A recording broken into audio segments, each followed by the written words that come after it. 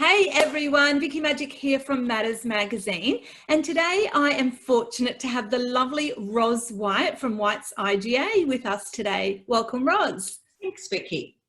Absolute pleasure. So Roz, to begin with, I'd love to invite you to tell us a little bit about what you do and a little bit about all the locations. Sure. So we have 5 Whites IGA supermarkets across the Sunshine Coast. So Peregian Beach, Mount Coolum, Bly, Malula, and the new one at Ora, Baringa. And so we service our fantastic, wonderful customers by providing them with an awesome shopping experience. So we provide a destination, a store that they would feel welcome and warm and want to linger and stay and find all the glorious little goodies that it's like fossicking around in a little treasure trove of all the divine local goodies and fresh produce that we source locally. Yeah, so would you say that that's like your kind of big point of difference, that real locavore locals? Yeah, it surely is. It's been certainly something that we have put at the front and centre of everything that we do, our community, and also the way that we source our products. So we try and find unique products that are artisan, boutique, and it adds, diversity into our range and adds things or a variety that customers can come in and enjoy sourcing themselves to create a beautiful point of difference in their own home and when they're entertaining and particularly if you're a foodie, you can find some really magnificent condiments and dressings and cheese and beautiful fresh, we've got some glorious hand-picked beans that have just arrived that are being grown in Gympie, and you won't get fresher than that. It's like from farm to store in 24. You can't buy it fresher. That's gorgeous. There's a little saying, from farm to store in 24. I like it.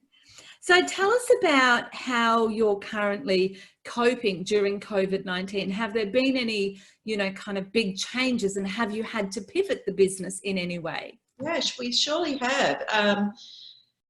It was for a period of time, it was extremely intense. So from about the 22nd of March, when things started to really change, everybody, there was dramatic change. We had to pivot very, very quickly in accordance with the changes that were being made and implemented by the government. So that meant that we would have multiple changes in one day about implementing the preventative measures, implementing all the safety and the restrictions and the enhanced sanitation processes. And we changed fundamentally the way we actually ran our business, even from an operational perspective, because we changed teams into after hours so that there was less people on the floor, so that customers could shop freely without congestion.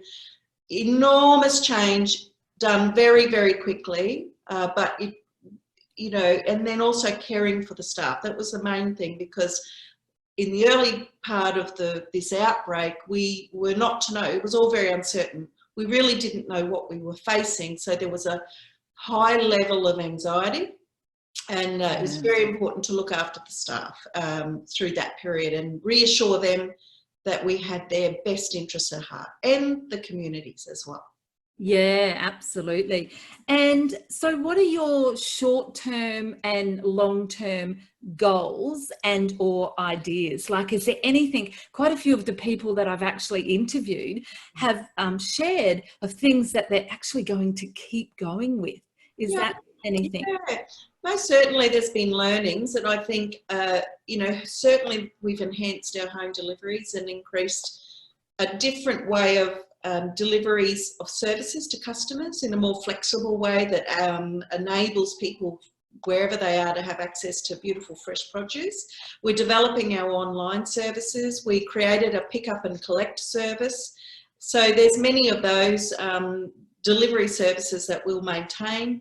We will, I think the other thing is, how you can be more flexible in the workplace. So in getting back to staff, you know, some of our staff that could have been working from home, but also being able to communicate with your teams. If, you know, if we have a managers meeting, the traditional thing would have been for them to come in and we, you know, gather around, we have our meeting. Now we've moved to teleconference and other methods to be able to communicate even just with our teams.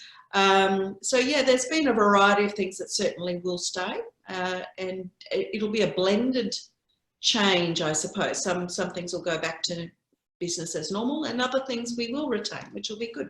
Yeah. And is there anything else that you'd like to share with our listeners? I think the fundamental learning through all of this is how you can adapt and modify and pivot. It's a very well used word in all of this COVID the last few weeks, but how quickly you can adapt and modify when you have to, when you've got one common purpose or one common goal. So the common goal was obviously about safety, and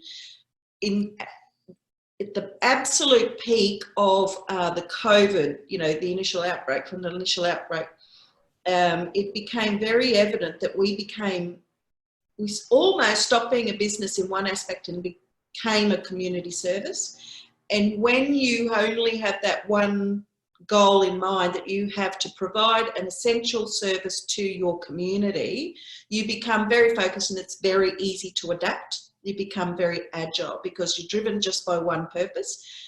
Sometimes with change, when we're trying to adopt and implement change and adapt, we overthink, we strategize, you know, and I think sometimes if we just keep it simple and maybe keep our goals very straightforward and focused, it gives us more agility and the ability to change quickly. Yeah, yeah. And there's definitely some good things that have actually come from all of this, isn't there? What would be your big one good thing that Vicky, my one good thing is the level of kindness that has been displayed, and cooperation and care for each other. So customers have shown enormous patience and consideration to our staff and to adapting to change in the way they shop, and just people wanting to be kind, you know, and people expressing their gratitude, because suddenly things we thought may have been important, you realise they're not when you're faced with a potential crisis. So people's attitudes changed accordingly, and they became very grateful for the most simple things. And I think that's been a lovely reminder to all of us to stop getting caught up in you know, all the things that really don't matter, and just remember and focus on those things that are important to us as people, as humans. Yeah, absolutely.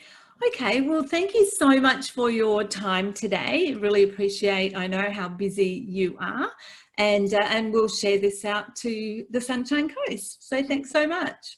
Vicky, thank you for having me. It's been a real pleasure to talk to you. Thank you. Bye. Bye, Vicky.